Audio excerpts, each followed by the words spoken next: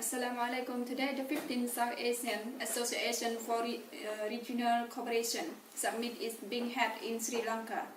The South Asian Association for Regional Cooperation was formed in December 1985.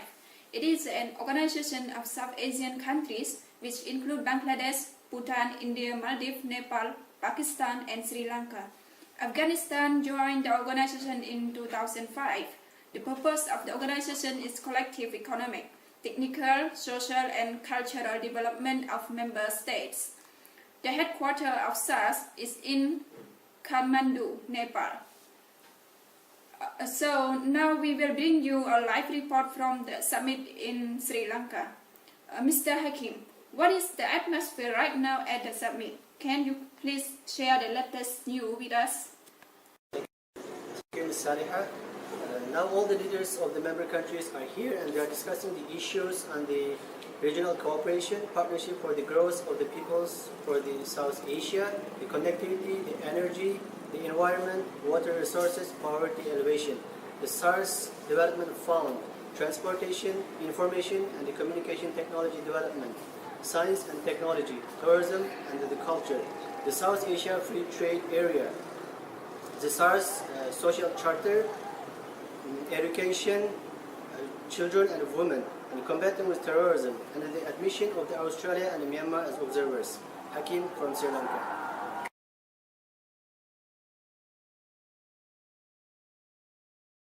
To promote the welfare of the people of the South Asia and to improve their quality of life, to accelerate economic growth, social progress, and cultural development in the region, to promote and strengthen collective self-reliance among the countries of South Asia, to promote active collaboration and mutual assistance in the economic, social, cultural, technical and scientific fields, and to strengthen cooperation with other developing countries.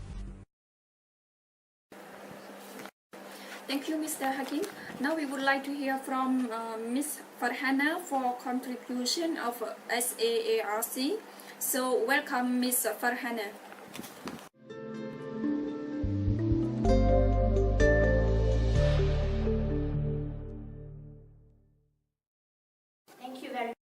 Ms. Saliha.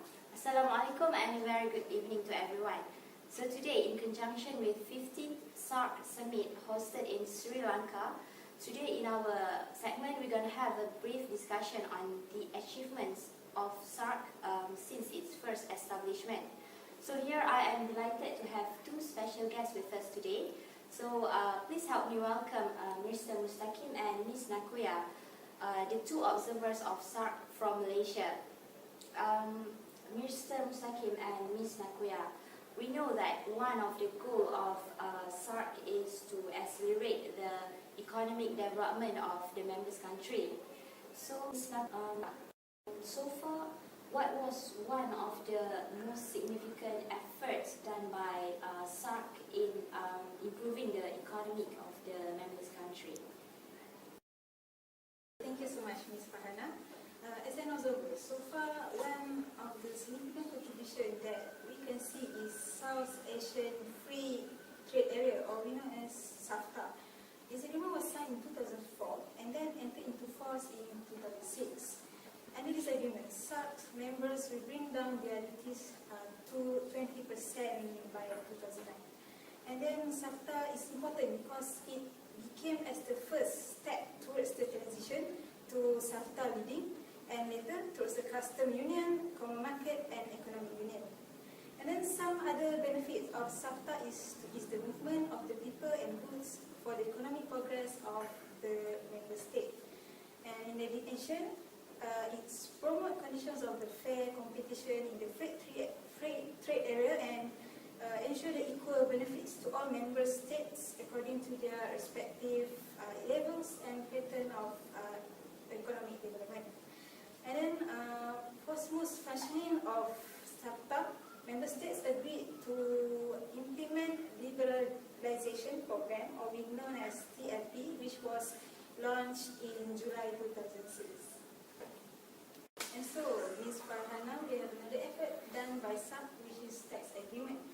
SAARC agreement on tax cooperation finalized the third meeting of SAARC on avoidance of double taxation, which was held in 2005.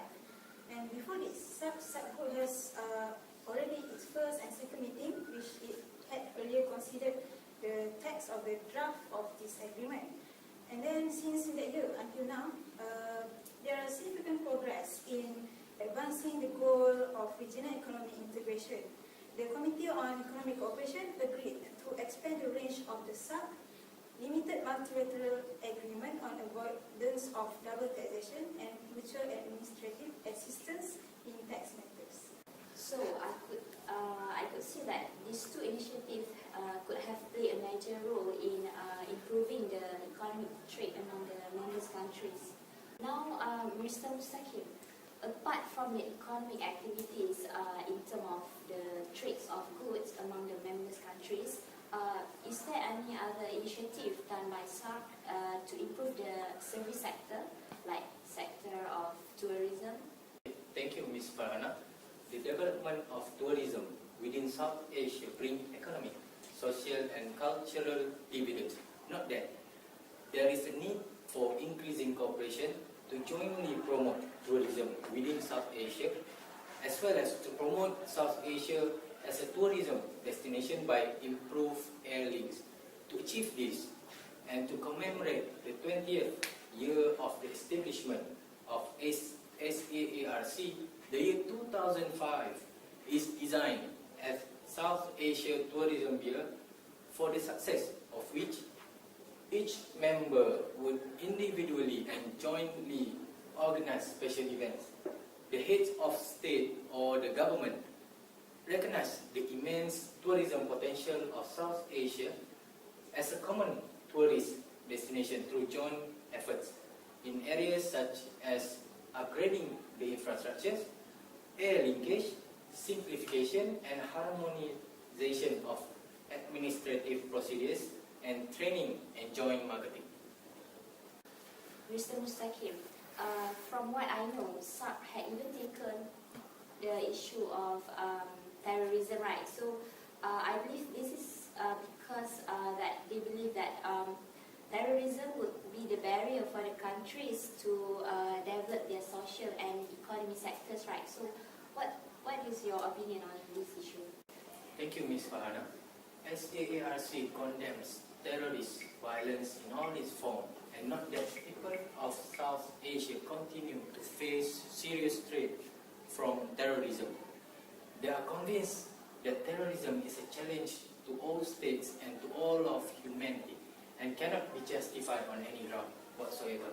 Terrorism violates the fundamental value of the United Nations and the SAARC Charter, and constitute one of the most serious threats to international peace and security. They reaffirm their commitment to SAARC Regional Convention on Suppression of Terrorism, which, among others, recognize the seriousness of the problem of terrorism as it affects the security, stability and development of the region. That's why the signing of the additional protocol to the SAARC Regional Convention on Combating Terrorism is to deal effectively with financing of terrorism is a further manifestation of the determination to eliminate all forms of terrorism from South Asia.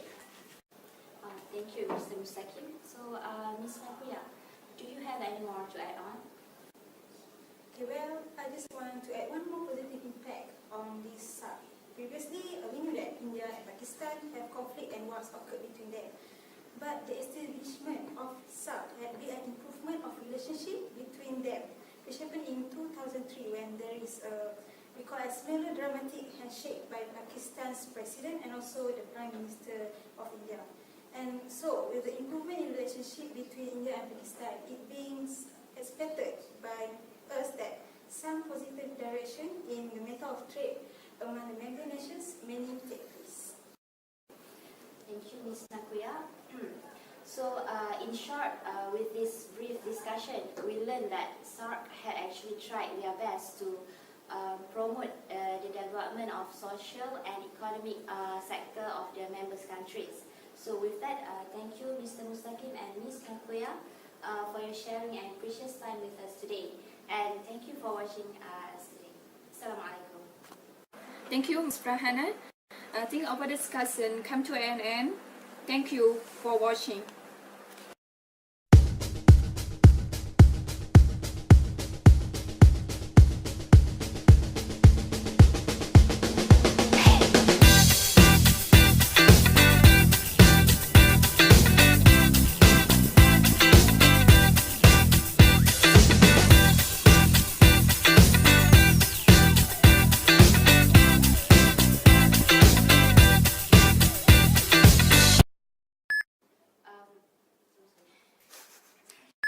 So here I am delighted to have two special guests with us today.